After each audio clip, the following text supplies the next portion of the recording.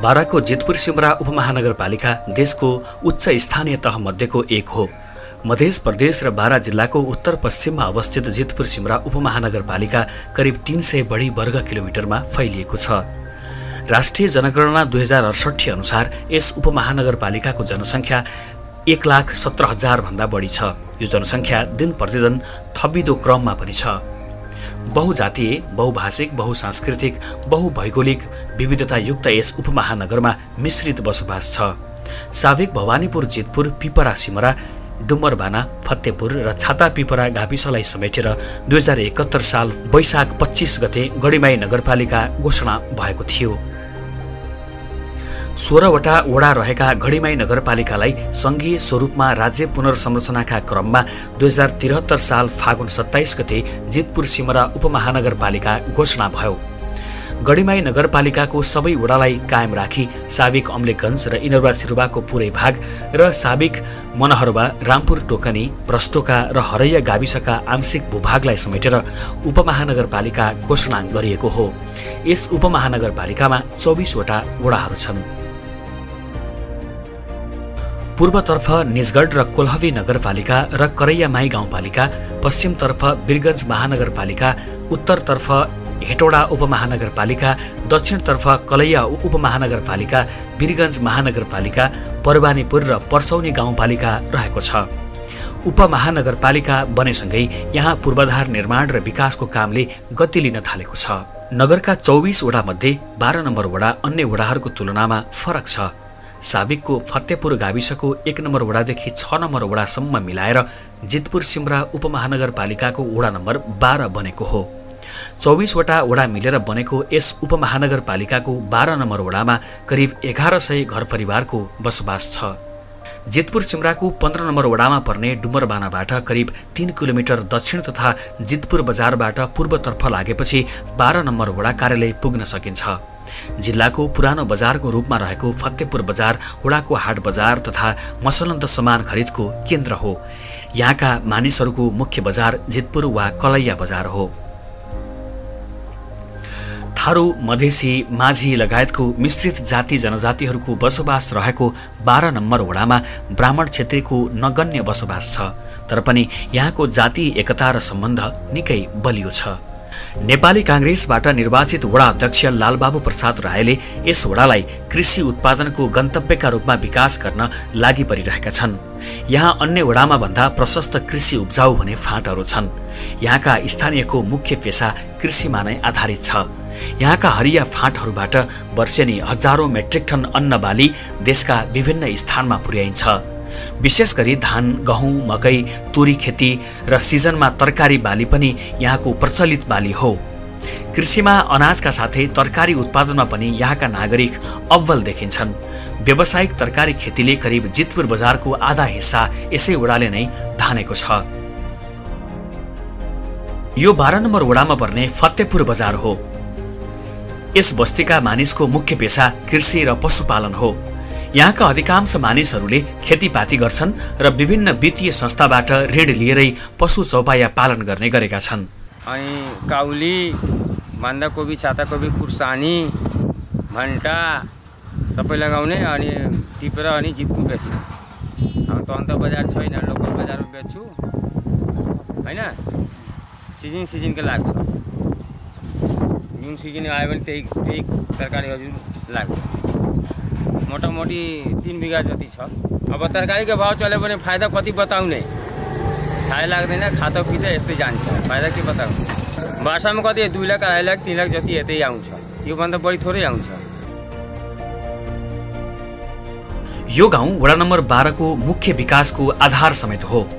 यहाँका मन्दिर र ऐतिहासिक धरोहरलाई संरक्षण गर्ने हो भने वडाको आम्दानीको स्रोत थपिन सक्छ। त्यस्तै एउटा सम्भावना कवीर बाबाको मठ पनि हो। इतिहासकारहरूका अनुसार यहाँ भारतबाट आएका एक नागरिकले लामो समय आफ्नो जीवन बिताए, ठूलो क्षेत्रफल लिएर उनले सन्यासी जीवन बिताए र पछि यो जमिन यहाँका बासिन्दाले आफ्नो साझा सम्पत्ति बनाए। अहिले कबीर बाबा मठको नाममा 2 बिघा 13 कट्ठा क्षेत्रफलको जमिनको केही भाग फलफुल बगैँचा र बाबाका धार्मिक अवशेषहरूलाई संरक्षण गरी राखिएको छ भने बाँकी जमिनमा स्थानीय किसानले खेतीपाती गर्छन्। अहिले यो जग्गाको गाउँले आफैले संरक्षणका लागि समिति निर्माण गरी पर्यटन प्रवर्धनको सम्भावनामा लागिरहेका छन्। यसलाई वडा कार्यालयले पनि लगानी गरी पिकनिक पार्क तथा बाल उद्यानको योजनालाई अघि सारेको छ।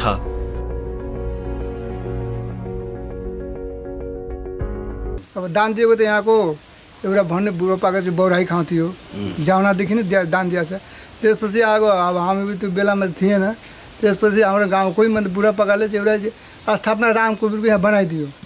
स्थापना रामको यही जग्गामा दान दिएको जग्गामा स्थापना गरिदियो रामकबीरको अनि दियो। त्यसपछि अब हामीले त्यो त्यति बेलामा थिएन, पछि हेर्न लाग्यो। अब हेर्दाखेरि त्यहाँ स्थापना थियो मठको, त्यही जग्गाको हाम्रो चाहिँ अब भनौँ न त्यही क्षेत्रमा त्यो हाम्रो गाउँको समाज मिलेर यहाँ एउटा मठ मन्दिर त्यो तयारी गर्यो। त्यसमा बस्न लाग्यो त्यो रामकबीरको नाममा।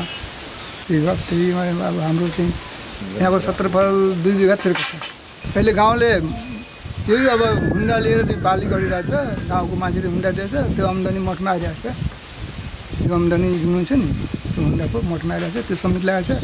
त्यसमा पहिला त अर्को साधु थियो, पहिला अर्को साधु थियो, त्यसमा खायो अनि गयो खायो। त्यो साधुदेखि श्रीमती लगाएको छ, त्यसमा अलिअलि जम्मा गरिरहेको छ। त्यो अब मठको लागि केही गरेको लागि त्यो मन्दिर बनाउने के गर्ने।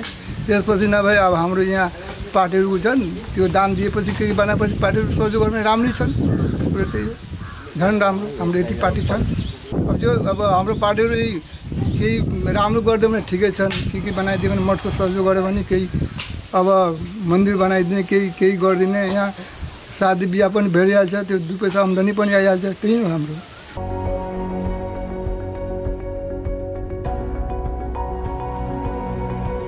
वडा नम्बर 12 ले अहिले सडक सञ्जाललाई सबैभन्दा प्राथमिकतामा राखेको छ।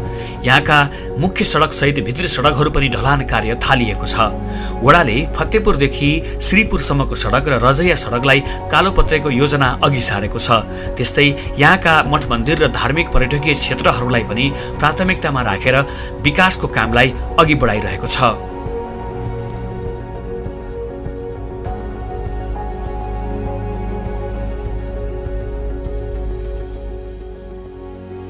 वडाबाटै बग्ने बालगंगा खोलाले नदी कटान गरी हरेक वर्ष गाउँमा बाढी पस्न थालेसँगै आजित बनेका स्थानीयलाई वडाले राहत दिएको छ।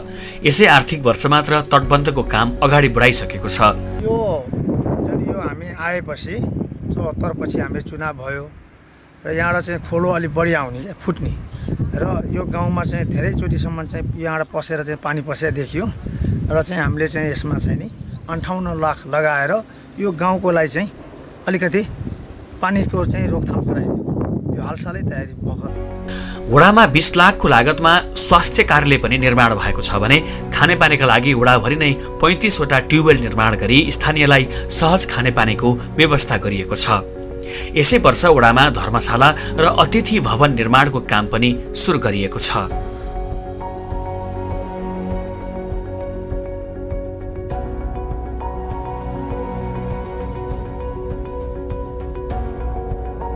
यहाँ बसोबास गरिरहेका दलित समुदायका लागि पूजा गर्ने केन्द्रका रूपमा भुइँया बाबाको मन्दिर पनि प्रचलितमा छ र भुइँया बाबाको मन्दिरलाई यसै वर्ष मात्रै बनाइएको हो। दलित जातिमा आफ्नो पितृहरूको सम्झनामा विशेष अवसर पारेर यही मन्दिरमा पूजाआजा गर्ने परम्परा रहिआएको पाइन्छ। भुइया बाबा बा हमनी के समस्या बा देखै तरी जे टाट फरक लागैता जे सामने मजदूर लाग जाइत नु त निमन लौकैत अथी पेरो लागेला मर मिठाई लागेला इहे त लागेला। यस वडामा एक आधारभूत र एक माध्यमिक तहको विद्यालयलाई पनि वडा कार्यालयले स्तर उन्नतिका लागि विभिन्न पहलहरू गरिरहेको छ। श्री नेपाल राष्ट्रिय माध्यमिक विद्यालय फतेपुर जिल्लाको पुरानो विद्यालयहरू मध्ये एक हो। यहाँको गुणस्तरीय पठन पाठन र व्यवस्थित भौतिक संसाधनका कारण पनि यस वडा सहित वडा बाहिरका विद्यार्थीहरूले पनि यहाँ आएर अध्ययन गरिरहेका छन्।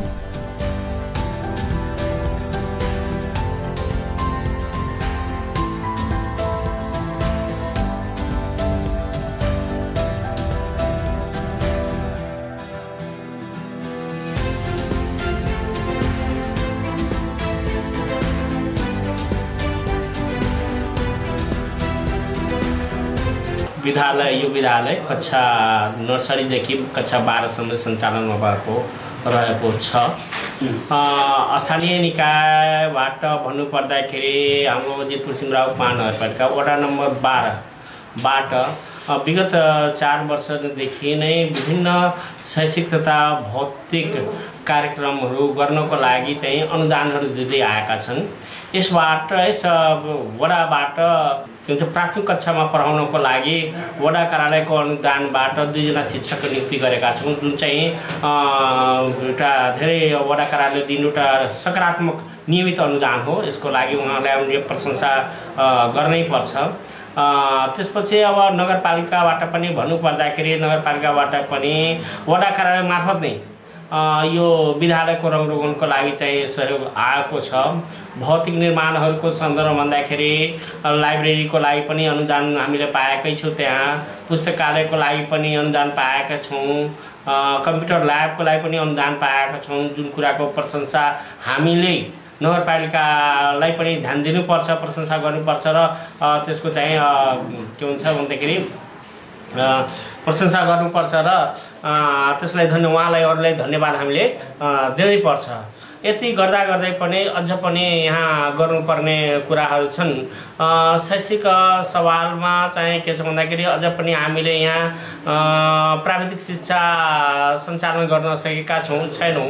यद्यपि हामीले 2 वर्षदेखि यसको प्रयासरत छौँ। 2 वर्षदेखि प्राविधिक शिक्षा दिने सन्दर्भमा सिटिभिटीले चाहिँ नदिँदाखेरि हामीले पहल गर्दा पनि नदिँदाखेरि त्यसले चाहिँ अब त्यसले गर्दाखेरि यहाँ हुन प्राविधिक शिक्षाले स्थापना हुन सकेका छैन र हामी यसको लागि नियमित रूपमा प्रयासरत चाहिँ यस विद्यालयमा अब शिक्षक सङ्ख्या लगभग अब तपाईको 26 जना हामीले रहेका छौँ। प्राविमा 7 जना छौँ, निमामा 4 जना छौँ, 7 4 11 जना भयो। निमामा माविमा चाहिँ 7 जना छौँ। त्यसपछि बाल विकासमा 2 जना छौँ। वडा कार्यालयबाट अनुदानमा नियुक्त शिक्षकहरू 2 जना छन्। कार्यालय विद्यालय कर्मचारी चाहिँ 2 जना छन्, जसमध्ये 1 जना लेखापाल छन्, 1 जना विद्यालय सहयोगी छन् र निजी स्रोतबाट पनि 1 जना विद्यालय सहयोगी हामीले राखेका छौँ। त्यसै गरी के भन्छ लाइब्रेरी हेर्नको लागि, कम्प्युटर शाखा हेर्नको लागि 1 जना लाइब्रेरियन तथा कम्प्युटर सहायक चाहिँ हामीले राखेका छौँ। यी कर्मचारीहरू छन्। विद्यार्थी सङ्ख्याको कुरा गर्दाखेरि यहाँ विद्यार्थी सङ्ख्याहरू गाउँ परिवेश भएको कारणले, परिवेश चाहिँ गाउँ हो, गाउँ परिवेश भएको कारणले गर्दाखेरि र छेउछाउमा केही अब निजी विद्यालयहरू पनि भएको कारणले गर्दाखेरि अलिकति विद्यार्थी सङ्ख्या प्राइभेट लेभलमा कम भए पनि माथिल्लो कक्षामा विद्यार्थीहरू चाहिँ छन्, धेरै छन्, विद्यार्थीहरू छन्, धेरै छन्। त्यसले गर्दाखेरि अहिले हाम्रो विद्यालयमा 639 जना, करिब 639 जना विद्यार्थीहरू रहेका छन्। अब तल्लो कक्षामा प्राइभेट लेभलदेखि मा चाहिँ विद्यार्थी सङ्ख्या कम हुनु भनेको निजी विद्यालयहरू पनि एउटा कारक तत्त्व छन्। अभिभावकहरूको झुकाव निजी विद्यालयतर्फ छन्। तैपनि हामीले त्यो विद्यार्थीहरूलाई तान्नको लागि बाल शिक्षामा आधारित विभिन्न कार्यक्रमहरू योजना ल्याइरहेका छौँ। जस्तै नगरपालिकाले नि दिवा खाजाको व्यवस्थापन गरिदिएको छ। त्यसले गर्दाखेरि पनि अहिले विद्यार्थी सङ्ख्या एकदम विद्यालयमा बढ्दो क्रममा रहेको छ। यसो हेर्दाखेरि बाल शिक्षाको हामीले व्यवस्थापन गरेका छौँ, बाल शिक्षाको सुव्यवस्थित व्यवस्थापन गरेका छौँ। त्यसै गरी अब बाल उद्यानको एउटा अवधारणा मैले चाहिँ ल्याएको छु। बजेट व्यवस्थापन नहुनाले गर्दाखेरि त्यो हुन सकेको छैन, ठाउँ खाली राखेका छौँ। त्यो अब निकट भविष्यमै चाहिँ बाल उद्यान केन्द्र हामीले चाहिँ बालबालिकाहरूको लागि चाहिँ राख्नेछौँ र यसले पक्कै पनि विद्यार्थी सङ्ख्या बढाउँछ र साथै शिक्षकहरूलाई चाहिँ शिक्षकहरूलाई पनि विद्यार्थी सङ्ख्या बढाउनको लागि चाहिँ नियमित रूपमा चाहिँ उहाँहरूलाई चाहिँ हामी सल्लाह सुझाव दिँदैछौँ, प्राविधिक शिक्षकहरूलाई दिँदैछौँ। उहाँहरूले पनि प्रयासरत हुनुहुन्छ र हाम्रो भर्ना अभियान चाहिँ 2079को भर्ना अभियान जुन छन् त्यो वैशाख 20 गतेदेखि हुने कुरा छ। घर दैलो हामी जान्छौँ र निश्चित रूपमा हामीले एउटा पोजिटिभ सोच राखेर समुदायमा जान्छौँ। यहाँ विकास निर्माणको कामले गति लिन लागेसँगै स्थानीयहरू पनि खुसी देखिन्छन्। बिहानदेखि बेलुकासम्म जनताको काम भनेर हिँड्ने वडाध्यक्ष लालबाबु सहित सदस्यहरूलाई जनताले स्याबासी दिइरहेका छन्। बाडामा त धेरै विकास भएको छ। पहिलाभन्दा अहिलेको विकास 5 वर्षको यो अवधिमा धेरै यहाँ पहिला हाम्रो सोच थियो हिलोमुक्त बनाउने, त्यो हिलोमुक्त चाहिँ भएछ। अब ठाउँ ठाउँमा हाम्रो यो सामुदायिक भवन पनि बनेको छ। राम्रो काम भएको छ। अहिलेसम्म राम्रै काम भएको छ। अब जति भएको छ त्यति एकदम राम्रो भएको छ। वडा अध्यक्ष लालबाबु प्रसाद चौधरीको जन्म 2019 साल चैत्र 5 गते बाराको साबिक फतेपुर गाउँ विकास समिति वडा नम्बर 3 राय टोलमा भएको हो।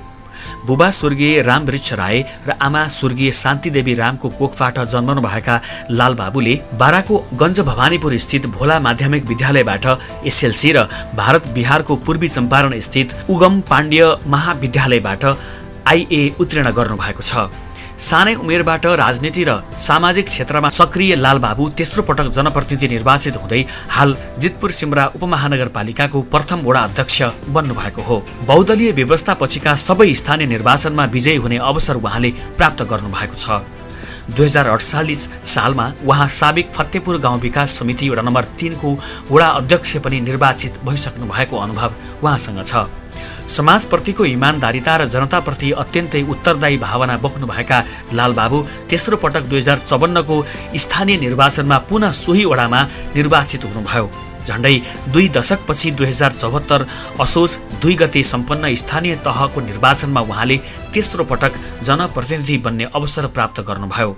सँगसँगै सङ्घीय गणतान्त्रिक नेपालको प्रथम जनप्रतिनिधिका रूपमा उहाँले आफ्नो राजनीतिक जीवनमा एउटा नयाँ इतिहास समेत बनाउनु भएको छ।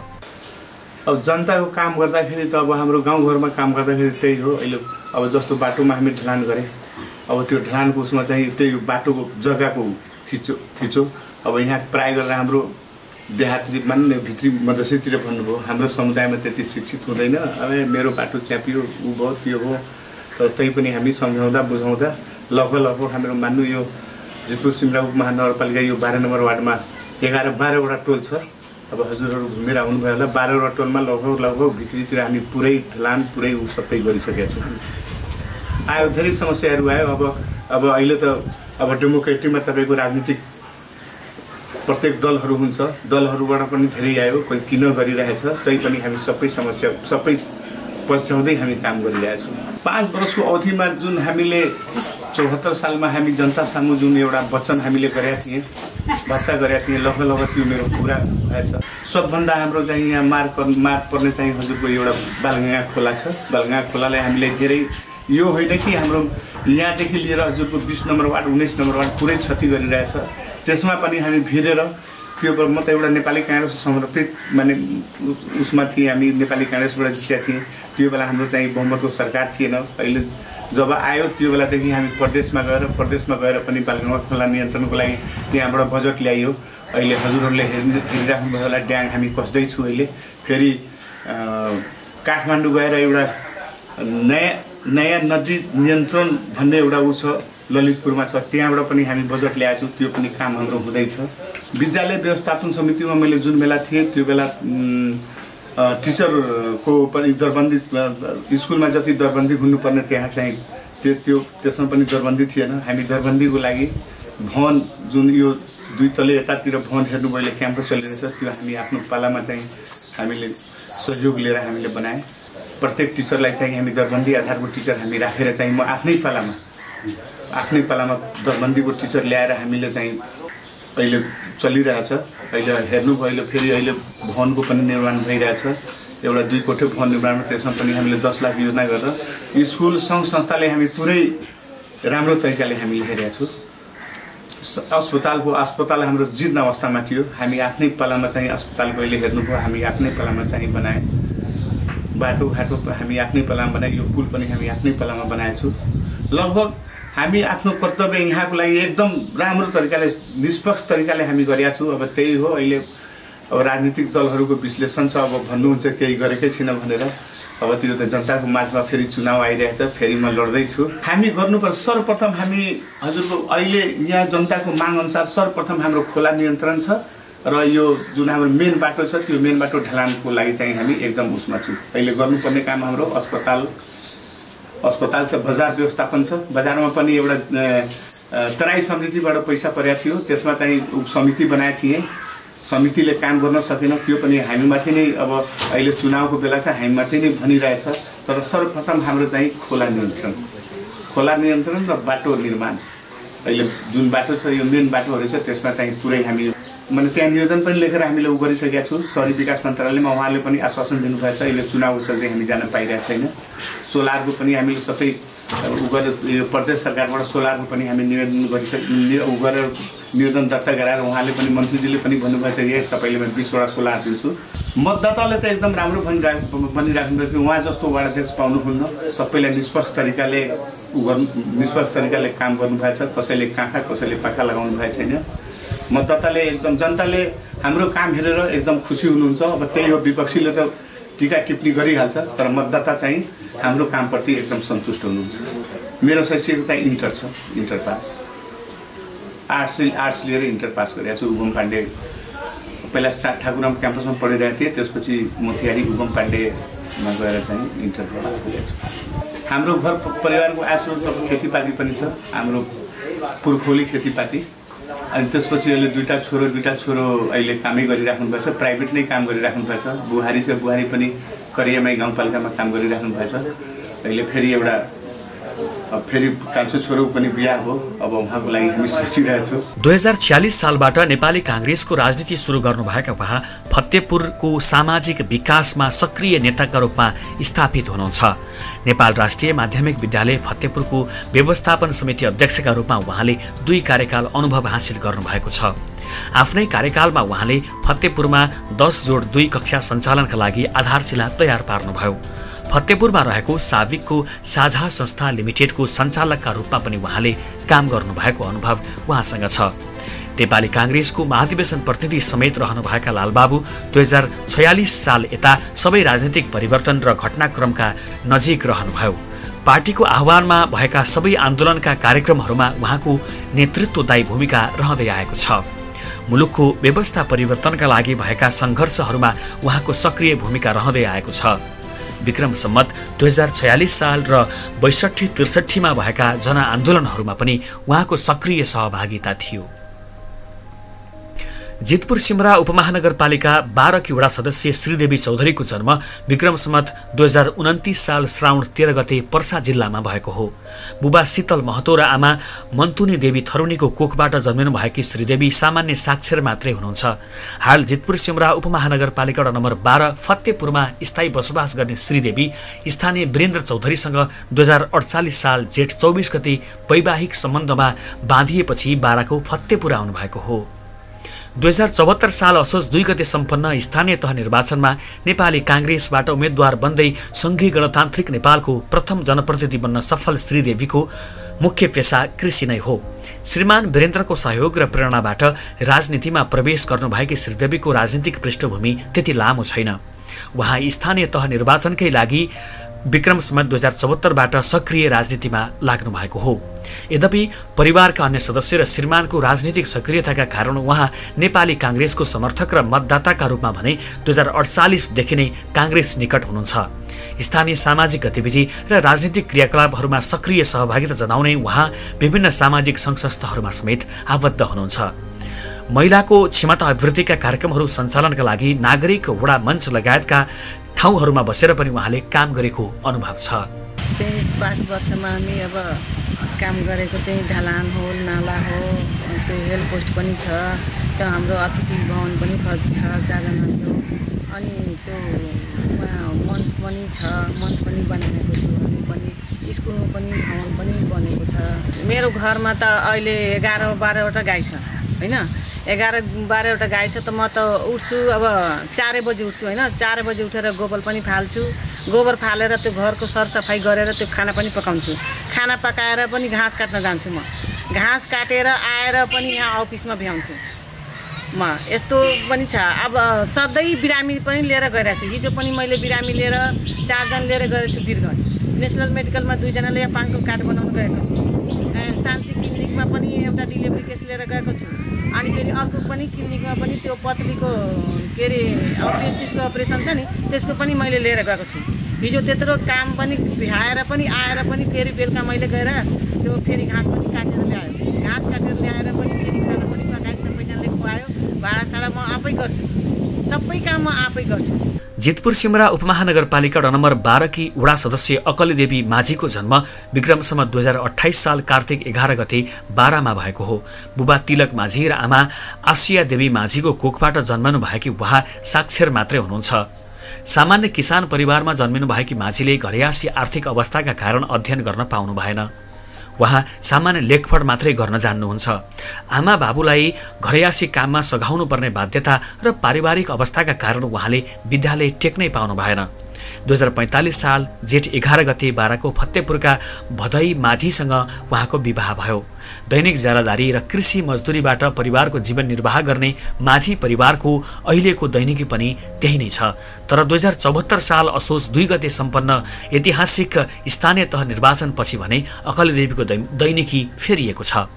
आफ्नो समुदायको हक अधिकारका लागि उपमहानगरपालिकाको नगरसभामा प्रतिनिधित्व गर्ने अवसर उहाँलाई त्यसै अनुसार सदुपयोग गरिरहनु भएको छ। दैनिक जीवन निर्वाह र परिवारको पालन पोषणका लागि गर्नुपर्ने कामबाट समय निकालेर पहिलेदेखि आफ्नो समुदायको हक अधिकारका लागि आवाज उठाउने अकली देवीलाई जनप्रतिनिधि बनेपछि त्यसका लागि अझ सहज भएको छ। जनता लोग का नाम बोलो जो पुरान के पीना आई तो बोलो ठीक रहे बोलो फिर हमने तो 4.5 बरस भेबे कला जीता। अब 4.5 बरस में तो अभी काम मजबूरे बात काम करेला तो हमने तो फिर अथी डाल देनी तो मानी जनता लोग हम मनिए के चाहला का रखे के तो अब रह के नहीं सके। हमने के तो वार्ड में बार का यहाँ से लेके पिपरिया तक ले पहले बजट देते रहे कम अब मानी बजट के मानी अथी बढ़ल बात हमने के 4 पाखा गली गली में ढलान कर दिले बानी। अब बाकी लागल बा खाली नाली के तब हमने के अजूरा अथी तब नाली ला हमने तब व्यवस्था लगाए पड़े तो बजट पास कैले बानी तो एने के नाली के अथी दलीब सके घर बनाए 4 घर वो बजट अभी निकासा ना भेल बा। अब वो न करिए हमने तब मानी अब ना जानले रहनी है, अब ना जान ली है, गलती सही हो गए। अब ए पर से हमें तलीब के अथी हम अपने अथी भेज अब सब जनता लोग सब विनती मांगे तनी जो हम ना जान रही सब तलीब सबके बारे में कथी कथी होकेला हमनी के कहियो आगा द्वार भेल रहनी है। अब हम उतना ना किछो कैले बानी काहे कही जो कैले बानी अब ना करम तो कहम जो कैले बानी तो ठीक ना न भेल तो ना किछो कैले बानी तब अब ए पर से जीतम तब दलीब सके मानी घर बना के व्यवस्था पर हम लोग उतर गए बानी। हमारा मन में बा खाली हमारा दलीब सब बा हमनी के वार्ड में 4 थोका बा मानी अपने वार्ड में 12 नंबर में सेमरी बा हमनी के पोताम बानी गोठ टोला बा पिपरिया बा तब पिपरिया 4 टोला के दलीबे सके मानी जितना बजट आई उतना सब हम घर बना के जिम्मा ले बजट में हम अपन बजट हम घर बना ये हम परमात्मा सहयोग करें।